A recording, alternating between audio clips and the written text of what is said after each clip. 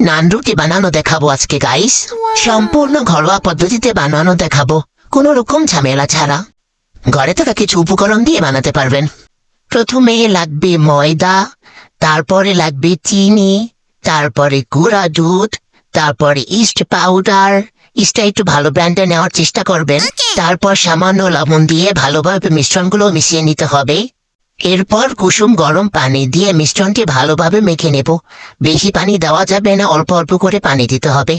মাখা হয়ে গেলে সামান্য তেল দিয়ে আমার বেশি পড়ে গেছিল, আবার একটু কমাই নিলাম। তারপর ভালোভাবে মেখে নিতে হবে। এরপর 30 থেকে 40 মিনিট রেস্টে রাখতে হবে, তাহলে এরকম ফুলে যাবে। এরপর আর কিছুক্ষণ সময় ভালোভাবে মাখিয়ে মোটা মোটা করে ডো বানিয়ে নিব। তারপরে বেলবো, বেলতে যেয়ে হতাশ হবেন না, একটু কষ্ট করে বড় করে বেলে নেবেন। এরকম আকার মোটা রাখলেই হবে। এরপর সময় নিয়ে এক পাশ ভাজতে হবে, তারপর আরেক পাশ। এটা একটু সময় নিয়ে ভাজতে হবে। এই যে তৈরি আমাদের নান রুটি, গরম গরম নান রুটি।